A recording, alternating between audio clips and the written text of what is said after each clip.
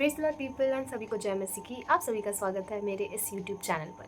और आज जो हम सीखने जा रहे हैं उस टॉपिक का नाम है problems are proof of God's hand working in your life. इसका मतलब कि प्रॉब्लम्स यानी कि जो समस्याएं जो हमारे जीवन में आती है, चाहे वो समस्या हो, क्लेश हो, दुख हो, पीड़ा हो, जो भी हो, वो सब आती है जब तब वो एक प्रूफ होता है, यानी कि एविडेंस होता है कि परमेश्वर का हाथ सचमुच हमारे जीवन में काम कर रहा है। ठीक है, तो आइए चलिए हम जानेंगे कि आज का वचन हम क्या क्या देखेंगे। उस जो सबसे पहला वचन है वो हम देखेंगे 2 कोरिन्थियंस चैप्टर 4 वर्स 16 एंड 17। दूसरा कोरिन्थियों 4 का 16 और 17। आइए हम पढ़ते हैं। इसलिए हम हियाव नहीं छोड़ते, यद्यपि हमारा बाहरी मनुष्यत्व नष्ट होता जाता है, तो भी हमारा भीतरी मनुष्यत्व दिन प्रतिदिन नया होता जाता है, क्योंकि हमारा पल भर का हल्का सा क्लेश हमारे लिए बहुत ही महत्वपूर्ण और अनंत महिमा उत्पन्न करता जाता है। तो जब हम 16वें वचन को पढ़ते हैं, यहाँ इस प्रकार से लिखा है, इसीलिए हम हियाव नहीं छोड़ते, यानी कि हिम्मत नहीं छोड़ते, यद्यपि जबकि हमारा बाहरी मनुष्यत्व, यानी कि जो हमारा बाहरी मनुष्यत्व नष्ट होता जाता है, तो भी हमारा भीतरी मनुष्यत्व प्रतिदिन नया होता जाता है। यानी कि इस वचन में लिखा है, जबकि हमारे बाहर का अपीयरेंस हमेशा एक जैसा नहीं रहता है, हो सकता है कि ये चेंज होते रहता है, हो सकता है कि हम बच्चे से बड़े होते हैं, बड़े से बुढ़ापे में आते हैं, तो वैसे जब ये चेंज होता है, ये जब ट्रांजिशन होता है, पर हमें इससे कुछ भी दिक्कत नहीं होती है। यद्यपि हमारा बाहरी मनुष्य नष्ट होता जाता है, तो भी हमारी भीतरी मनुष्य, यानी कि उसके बजाय जब हम भीतरी मनुष्यत्व को देखते हैं, तो वो दिन प्रतिदिन नया होता जाता है, क्योंकि हमारा पल भर का हल्का सा क्लेश हमारे लिए बहुत ही महत्वपूर्ण, यानी कि हमारा जो पल भर का भी क्लेश, यानी कि इस छोटे से मिनट का भी अगर कोई क्लेश आता है, तो वो पल भर का हल्का सा क्लेश हमारे लिए बहुत ही महत्वपूर्ण और अनंत महिमा उत्पन्न करता जाता है। यानी कि ये वचन हमें ये इस प्रकार से बताना चाह रहा है कि हमारा पल भर का क्लेश भी हमारे जीवन में बहुत ही महत्वपूर्ण है, क्योंकि वो क्लेश अनंत जीवन उत्पन्न करता है और वो बहुत ही महत्वपूर्ण होता है।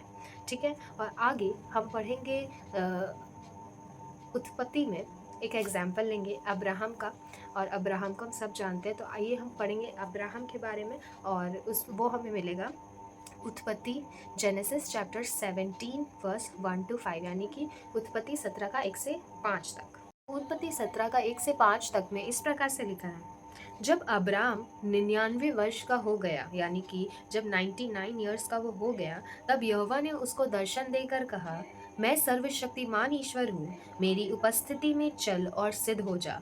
मैं तेरे साथ वाचा बांधूंगा और तेरे वंश को अत्यंत ही बढ़ाऊंगा।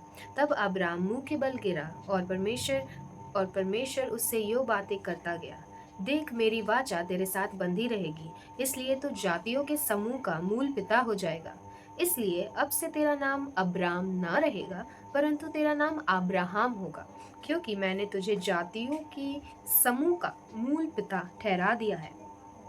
ठीक है, तो जब हम ये वचन को देखते हैं, तो हमें ये समझ में आता है कि अब्राहम जो एक बच्चे को, यानी कि उसका जो संतान है, वो उसके 99 वर्ष में उसे मिलता है, तो आप सोच सकते हो कि परमेश्वर का काम कितना अद्भुत है कि वो जब उस परेशानी में पड़ा हुआ था, उस समस्या में पड़ा हुआ था, उस क्लेश में पड़ा हुआ था, कि उस समय जबकि इन सारी चीज़ों को बहुत ज़्यादा महत्व दिया जाता है, कि संतान ना होते हुए वो बहुत ही ज़्यादा तुच्छ जाना जाता है, उस टाइम पे जब 99, यानी कि इतने टाइम के बाद उसे एक संतान होने वाला होता है, तो इतना बड़ा परमेश्वर का जो उसे आशीष मिलता है, उसके बाद वो यहाँ भी इस प्रकार से लिखा है कि क्योंकि मैंने तुझे जातियों के समूह का मूल पिता ठहरा दिया है, यानी कि जो जातियाँ होती है, उन जातियों के समूह का मूल पिता ठहरा दिया है। यानी कि इस एग्जाम्पल से यही समझाना चाहती हूँ कि ये एग्जाम्पल अब्राहम का मैंने इसलिए लिया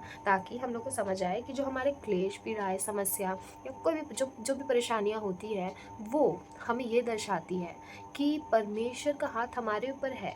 क्योंकि अगर उस प्रॉब्लम से हम निकलते हैं, उस परेशानी या समस्याओं से हम निकलते हैं, तभी हमें पता चलता है कि परमेश्वर कितना महान है और उसका हाथ हमारे ऊपर है। तभी हमें यह समझ आता है, क्योंकि जब तक वो वर्कआउट नहीं हो पाता है, तब तक हमको कोई भी आइडिया नहीं होता। पर जब हर एक परेशानी से परमेश्वर हमें निकालता है, हमारी समस्याओं से निकालता है, तभी हमें समझ में आता है कि हाँ, परमेश्वर है, परमेश्वर हमें देखता है और हमारी चिंता करता है और हमारे लिए हर चीज़ों को अपने सही समय में पूरा करता है।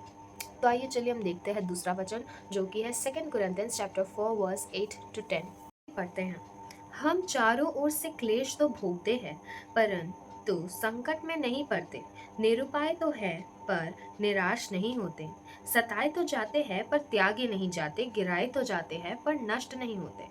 हम यीशु की मृत्यु को अपनी देह में हर समय के लिए फिरते हैं, कि यीशु का जीवन भी हमारी देह में प्रकट हो। यानी कि हम चारों ओर से क्लेश तो भोगते हैं, हमारे चारों तरफ ही क्लेश, हम हर तरफ से उस क्लेश को हम भोगते हैं, पर संकट में नहीं पड़ते। चाहे जितना भी क्लेश हो, पर हम संकट में नहीं पड़ते। यानी कि हम उस ऐसे प्रॉब्लम में नहीं फंसते हैं कि हम वहां से निकल ना पाए।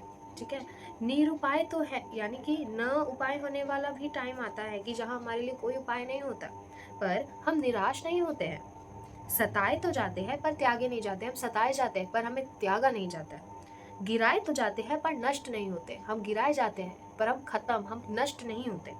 हम यीशु की मृत्यु को अपनी देह में हर समय लिए फिरते हैं, कि यीशु का जीवन भी हमारी देह में प्रकट हो। यानी कि यीशु की मृत्यु को अपनी देह में हम हर समय लिए फिरते हैं, ताकि यीशु का जीवन हमारे देह में दूसरे लोगों को दिखाई दे। ठीक है। अब हम अगला वचन पढ़ेंगे, 2 कुरिन्थियंस 4:5, 2 कुरिन्थियों 4:5। वहाँ इस प्रकार से लिखा है, क्योंकि हम अपने को नहीं, परंतु मसीह यीशु को प्रचार करते हैं कि वह प्रभु है, और अपने विषय में यह कहते हैं कि हम यीशु के कारण तुम्हारे सेवक हैं। तो परमेश्वर का वचन हमें इस प्रकार से कहता है, क्योंकि हम अपने को नहीं, परंतु मसीह यीशु को प्रचार करते हैं कि वह प्रभु है, और अपने विषय में यह कहते हैं कि हम यीशु के कारण तुम्हारे सेवक हैं। हम जब दूसरे लोगों के पास जाते हैं, तो हम ये नहीं कहते हैं, तो हम ये नहीं कहते कि हम अपने लिए आए, परंतु हम मसीह यीशु को प्रचार करने आए कि वह प्रभु है, और अपने विषय में यह कहते हैं कि हम यीशु के कारण उसके सेवक हैं। राइट। फिर जब हम आगे बढ़ते हैं, हम देखते हैं 1 कुरिन्थियों 9:14। तो जब हम निकालते हैं 1 कुरिन्थियों 9:14, वहाँ इस प्रकार से लिखा है, इसी रीति से प्रभु ने भी ठहराया कि जो लोग सुसमाचार सुनाते हैं, उनकी जीविका सुसमाचार से हो। यानी कि जो लोगों को परमेश्वर ने ठहराया है कि उसके सुसमाचार को सुनाए, यानी कि यह ज़रूरी नहीं है कि कुछ लोग ही हैं जो सुसमाचार सुना सकते हैं। हम सब लोगों को परमेश्वर ने नियुक्त किया है कि तुम लोग सब जाकर सुसमाचार सुनाओ, ताकि लोग विश्वास करें। हाँ, कुछ ऐसे नियुक्त लोग होते हैं जिन्हें एक पद दिया जाता है, पर हम आम लोग नहीं हैं, हम भी परमेश्वर के सेवक ही कहलाते हैं। तो इस रीति से प्रभु ने भी ठहराया कि जो लोग सुसमाचार सुनाते हैं, उनकी जीविका सुसमाचार से हो। यानी कि उनका जो जीवन है, उसके थ्रू परमेश्वर का सुसमाचार दिखना चाहिए। यानी कि अगर कोई बाहर वाला या अन्य जाति देखे, तो उसे लगना चाहिए कि हाँ, ये अपने उस सुसमाचार की जीविका से जीता है। यानी कि जो हमारी जीविका, हमारे रहने का ढंग, हमारे जो भी बोलते हैं उसे, जो हमारा जीविका है वो सुसमाचार से होना चाहिए। तब ही लोग समझेंगे कि हाँ, इसका सुसमाचार सही है, जीविता, और ये उसी रीति से अपनी जीविका को जीता है। ठीक है। अब हम दूसरा वचन पढ़ेंगे, 2 कुरिन्थियों 4:7। हाँ, इस प्रकार से लिखा है, परंतु हमारे पास वह धन मिट्टी के बर्तनों में रखा है, कि यह असीम सामर्थ हमारी ओर से नहीं, वरन परमेश्वर की ओर से ठहरे। यानी कि यहाँ वचन कहता है कि परंतु हमारे पास वह धन मिट्टी के बर्तनों में रखा है। यानी कि हम जो मिट्टी से बनाए गए हैं, हम एक बर्तन है, हम एक पात्र है। बर्तन और पात्र के द्वारा ही परमेश्वर काम करता है, तो हम मिट्टी के बर्तन हैं यहाँ। तो परंतु हमारे पास वह धन, यानी कि वो जो धन है, मिट्टी के बर्तनों में रखा गया है। यह असीम सामर्थ हमारी ओर से नहीं, यानी कि यह असीम सामर्थ, जो भी असीम सामर्थ हमारे द्वारा होता है, वह हमारी ओर से नहीं, वरन परमेश्वर की ओर से ठहरता है। यानी कि जो भी सामर्थ हमारे द्वारा होता है, हम एक बस पात्र है, हम एक मिट्टी के बर्तन है, जिसके द्वारा परमेश्वर की सामर्थ निकलती है। जैसा कि यहाँ इस प्रकार से लिखा है, और यहाँ इस प्रकार से लिखा है, परमेश्वर की ओर से, ठीक है, असीम सामर्थ हमारी ओर से नहीं, वरन परमेश्वर की ओर से ठहरे। ठीक है। तो यहाँ पे बताया जा रहा है कि हम जो एक मिट्टी के बर्तन है, उसके अंदर जो असीम सामर्थ है, वो परमेश्वर के द्वारा है, हमारे द्वारा नहीं, परंतु परमेश्वर के द्वारा होती है। मतलब कि यह एक धन है जो मिट्टी के पात्रों में है। यानी कि हम जो मिट्टी के बर्तन, मिट्टी के पात्र है, उसके अंदर यह छिपा हुआ धन है, जो परमेश्वर का सामर्थ कहलाता है। यही था मेरा छोटा सा वीडियो, और धन्यवाद कि आपने मेरा वीडियो देखा। और ज़रूर से मेरे इस वीडियो को लाइक कीजिएगा और शेयर कीजिएगा, और हमेशा याद रखिएगा कि क्लेश, परेशानी, समस्या, ये सारी चीज़ें एक प्रूफ होती है, एक एविडेंस होती है, कि वो जिससे आपको पता चलता है कि परमेश्वर का हाथ आप पे है, परमेश्वर आपके जीवन में काम कर रहा है। सभी को प्रेज द लॉर्ड एंड जय मसीह की।